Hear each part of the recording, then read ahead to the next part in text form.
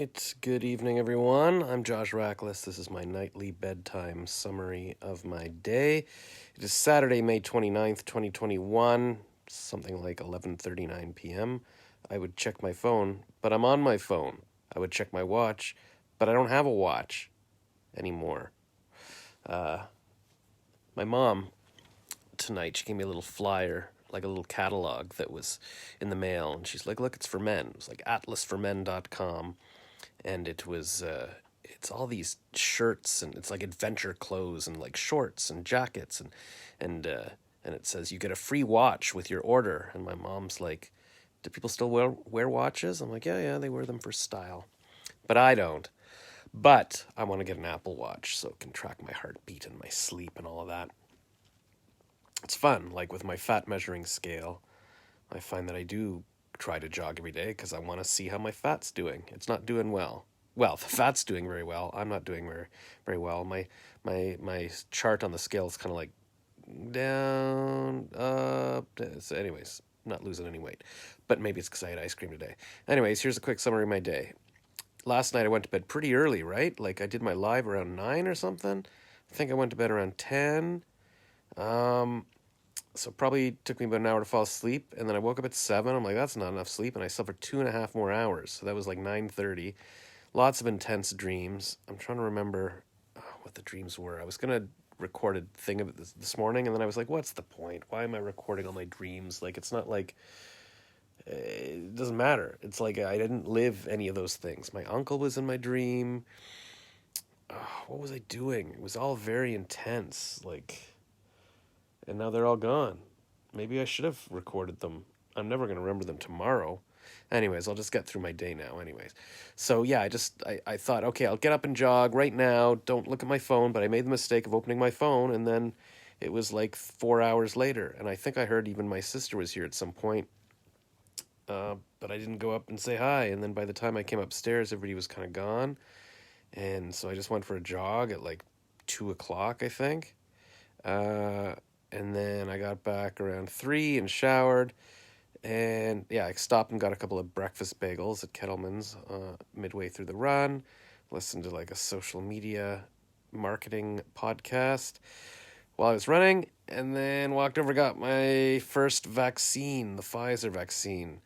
I had to walk through free Palestine protest to get into City Hall, and I was like, oh great. And then yeah, it was pretty fast. Got the shot. I wish I had looked at my arm. I wanted to look to make sure I was getting the shot. I mean, I felt it, but then afterwards, it's like, I wish I could have looked and seen the liquids going into my arm so I knew for sure. Because now I'm like, did he just poke me and not put anything in? So then I sat there watching the other people getting their shots, and I was like, okay, it's going in. So that's probably what it looked like in my arm, but I won't know. But I told myself that when I get the second shot, I'm definitely going to look at my arm and see what's going in. I don't know why. I normally, when I get shots, I do not look because I'm like, I don't want to see it. And I think they say that if you look at something, like it'll feel more painful if you see this thing going into your arm. But I didn't look. And then you're supposed to sit there for 15 minutes. And I was like, oh, it's 15 minutes. I'm just playing with my phone anyways. Because that's the thing with modern day, with your phone, I'm going to sit at home on my phone. I'm going to sit, like, it doesn't matter. I might as well sit there for an hour. So I did almost an hour. And then I came out. And then I was like, I don't want to go back home. I don't like coming home anyways. But then I thought, it's still nice out. Oh, look, it looks like the protest has moved on to Parliament Hill. I should go film that. And then I was like, oh, my phone's almost dead. So I was like, okay, well, I know there's a socket in Byward Market that I've plugged in my phone before. So I walked all the way over there. I tried it. It's like in a bush, basically, in a planter, and I was like, it doesn't work. So then I was standing there. I'm like, I guess I'll people watch. I tried to see if I could find a plug somewhere else, like at the cafe I sometimes sit at, but it was kind of not open. I guess you could take out or something. And then my dad texted me. He's like, we want to take you for ice cream. Where are you? We can pick you up. And then my mom called, and I said, well, I'm in Byward Market. And then my mom called from my dad's phone right away, and she's like, well, we could pick you up somewhere there. I'm like, I'll just walk back. I'll walk back. So probably I should have headed home right after the thing. Like I could have headed home at 4:15, but at this point it's like 5:15. And then yeah, so the protest now. So now the protest had marched back to the city hall, so they were all marching. So then I was walking past that, so I stood there watching, and I just wanted to hear what they were saying, and it was all pretty awful. I don't want to give it publicity. And then yeah, I walked home, and then my mom's like, well, where do you want to go? I'm like, I don't know. They were like, well, we know where all the Dairy Queens are, and I'm like, I don't know. I feel like I should do something more fancy, more. I mean, no, no offense to people who bought a Dairy Queen franchise. Dairy Queen is very good, but I thought, okay, is there anything more unique to Ottawa?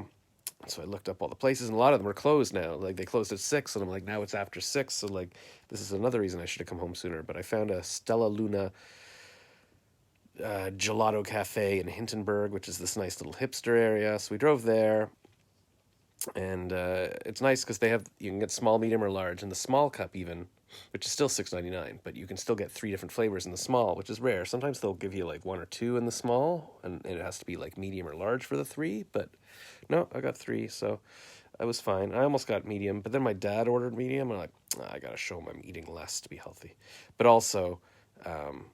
I know in the past when I get a larger gelato, by the time I'm finishing a medium or even a large, I'm like, oh, maybe I shouldn't have done that. Although I don't know if I've ever gotten large, but usually small. Gelato is pretty intense. It's pretty intense, so you just want to go with the small, and then you can decide after if you want more. Oh, and there's my, well, whatever. You don't need to see it. That's what a piece of cotton looks like on my arm. And then my dad wanted fries. There was a fry truck across the street because we hadn't really had dinner yet. And then he walked over, and then he came back, and we're like, what, why are you back? And he's like, well, some girl was ordering like $50 worth of stuff, and the guy's like, okay, well, I need to shut down for a bit, and he had to go somewhere. He probably had to go buy more potatoes or something. And then we were sitting on the bench. My dad's like, you ready to go? My mom's like, no, we're enjoying sitting here. And then she was like, my dad got in the car. My mom's like, we're going to go for a little walk. He said, well, I'm not going for a walk. So we walked just a block and chatted. It was nice to chat with my mom. We were noticing like the new condos, and she was saying the whole Hintonburg area is becoming gentrified. And I said, yeah, look at that little store. There was at the bottom of an apartment building, and there was like a locksmith. And she's like, yeah, that's an older building. That's a remnant for the old days. I'm like, yeah, that'll be one of the first to go. Like, what? Nobody needs locks, you know. And this little electronics store. I'm like, look, who's gonna buy their electronics at JR Electronics or something? She's like, oh, it's like Charles's store. I'm like, yeah, that's true. It's cute. There was a little variety store, and I imagined if I was living in that old apartment building, maybe I'd go down to the variety store every night. I used to live in this old condo, or like a newish condo, but like I don't know, 20 years ago, I guess now. Jesus, yeah. Lived there for 8 years, and they had a variety store underneath, and it had a little video store, like not a video store in it, but like a shelf, and you could rent the movies and stuff. I'm all nostalgic for that now, like going downstairs and looking what movies they have and bringing it upstairs and watching the movie, maybe inviting a girl over to watch it with me.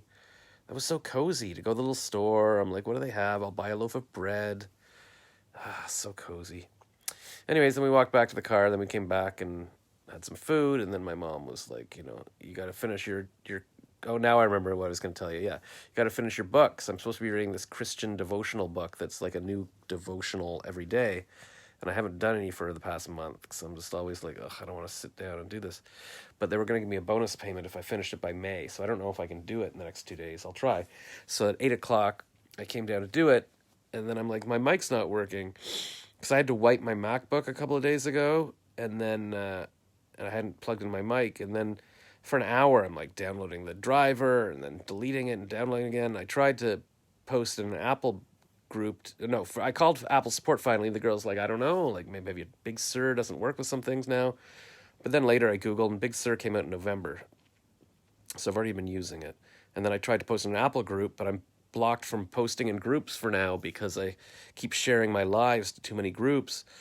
So I'm like, oh. And then finally I opened, because I worked with her on like checking security settings, and she just told me to see is it clicked for GarageBand. I'm like, yeah. But then I looked in security again, and there was a little thing where it said like allow Steinberg to do this, and then so I clicked it. It worked, but at this point it was like 11 o'clock. I'm like, oh my God, I literally just wasted 3 hours. And when I'm on my deathbed, which could be today if I have a reaction to this vaccine, but it could be in 30 years, who knows, or 100 years, or a million years, I'll be like, why? I wish I had 3 more hours of life, and why did I spend 3 hours? but I had to. Anyways, so now I'm just doing this stupid thing, because I should be in bed and get up early and just finish this book and everything. I'm just screwing around too much. Every morning I wake up and I'm like, oh, I gotta go for a run, but then that delays me from actually sitting down to work. But I guess if I just leap out of bed at 7 and do it, but I need physical energy to read and do stuff. Ugh. And then I literally just 5 minutes ago, I just read a quote. Somebody posted, like, this is Ursula Le Guin's writing schedule, and it was like 5:30 a.m., wake up, lie in bed and think. 6:30 a.m., eat breakfast a lot. 7:30 a.m., play with, write until noon, and then the rest of the day she screws around and does errands and stuff.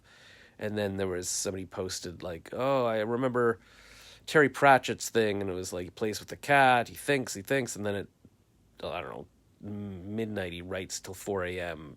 10,000 words, and he panics, and he's like swears that the next day will be different.